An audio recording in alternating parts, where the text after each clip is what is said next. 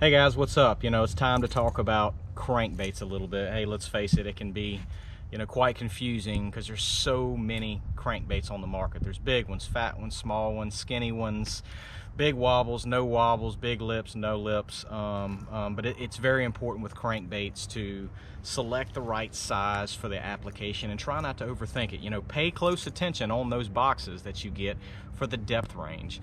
And just because it says 4 to 6 feet on it doesn't necessarily mean it's going to dive to 6 feet. That's more about the rod you're throwing, the line size, the length of the cast that you make. So you want to throw a crankbait for the depth that you're throwing in. What I mean by that is if you're not bouncing that crankbait off of a cover, off of wood, off of a sand bottom or whatever you're trying to throw at, or rocks, if you're not actually hitting those rocks, you need to find a way to get that particular crankbait deeper or go up in a size. This is one of the only baits that you can throw where line size can play a big difference in the depth of your crankbaits. And I'll kind of show you my setup. My setup right here would be a Spro Little John 50. I throw this thing on a 7-foot medium power fast tip Legend Extreme by St. Croix rods. And I do this because this rod right here is incredibly balanced. It's super light.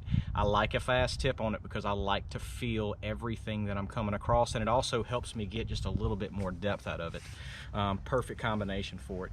I typically will throw this thing on anywhere from 10 up to 17-pound test, and that depends on the depth that I'm trying to achieve. If I throw this thing on 10-pound test, I can get it down 5 or 6 feet. If I'm throwing it on more 17-pound tests, I'm throwing it in some really thick cover, some heavy laydowns that I don't need it to go really deep in. So selecting the right line size for your crankbaits is going to make a huge difference on the depth of your crankbaits, the way it's going to run, and the more action that it's going to have. So selecting the right equipment for it is very pivotal when you're trying to throw a crankbait. Again, depth, if you're trying to get 5 feet deep, try to select something that goes to at least 6 foot. And if you're not reaching it, downsize your line or go up on a crankbait, and it'll make a lot of difference. But stay simple.